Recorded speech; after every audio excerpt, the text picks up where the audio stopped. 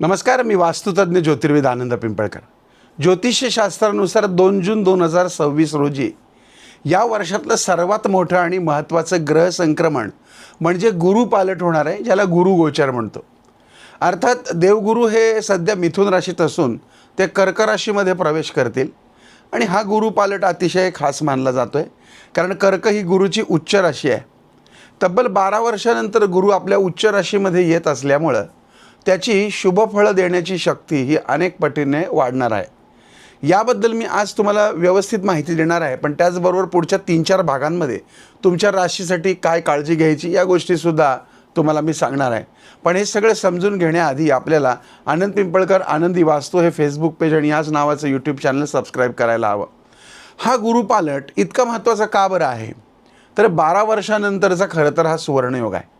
गुरुला एका राशीतनं दुसऱ्या राशीत जाण्यासाठी साधारण 1 वर्ष लागतं. पुन्हा त्याच राशीत येण्यासाठी त्याला 12 वर्षाचा काळ लागतो. त्यामुळं कर्क राशीतलं हे गोचर जे आहे हे जवळजवळ 12 वर्षानंतर येत आहे.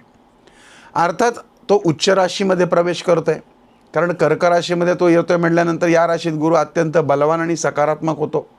त्यामुळं रखडलेली कामं मार्गी लागतात. समाजामध्ये धार्मिक आणि आध्यात्मिक वातावरण वाढतं. याचा संपूर्ण जगावर काय परिणाम होणार आहे तेही मी तुम्हाला सांगणार आहे. भारतावर काय परिणाम होणार आहे तेही तुम्हाला सांगणार आहे, पण पुढच्या भागांमध्ये. पुष्य नक्षत्राचा प्रभाव हा जून महिन्यामध्ये गुरुपुष्य नक्षत्रातही प्रवेश करणार आहे, ज्याला ज्योतिषशास्त्रात अत्यंत शुभ आणि समृद्धी देणारा काळ मानलं जातं.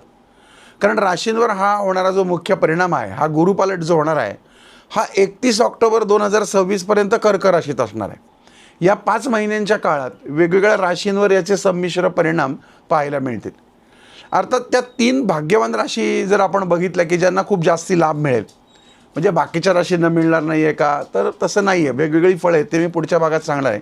पण विशेषतः 3 राशींना याची चांगली फळं मिळतील. जसं की कर्क या राशीतच गुरु प्रवेश करतो आहे, त्यामुळे हा सुवर्णकाळ असेल. महत्त्वाकांक्षा वाढतील, आत्मविश्वास वाढेल, नवनवीन व्यवसायातनं धनलाभ होतील. अविवाहित असाल तर विवाहाचे योग येतील, परदेशात जाण्याचे योग येतील आणि धनवृद्धी होईल. वृषभ राशीला सुद्धा हा चांगला जाणार आहे, कारण करिअर आणि आर्थिक स्थितीत मोठी प्रगती होईल.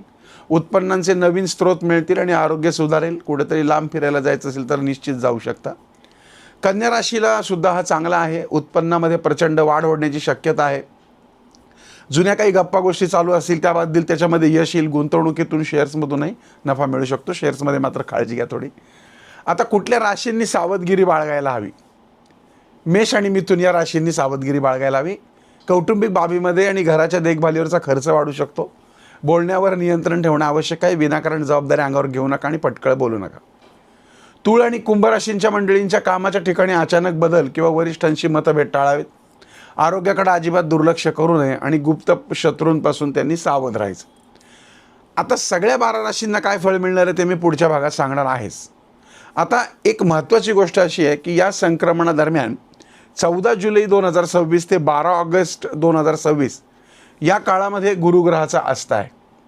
ज्योतिषशास्त्रानुसार जेव्हा गुरु असतो तेव्हा सर्व प्रकारचे शुभ कार्य जसं की लग्न, मुंजी, गृहप्रवेश, वास्तुशांती वगैरे या गोष्टी केल्या जात नाही. हा 1 महिन्याचा जर काळ सोडला तर उर्वरित काळ हा प्रगतीसाठी उत्तम मानला जाईल. तुम्हाला या तुमच्या प्रत्येक राशीवरती त्याचा विशिष्ट काय परिणाम होणार आहे ते मी पुढच्या भागामध्ये तुम्हाला सांगणार आहे. या कार्यक्रमाचे प्रायोजक होते मार्किस. पुढचा भाग पाहायला विसरू नका. ओम साईराम.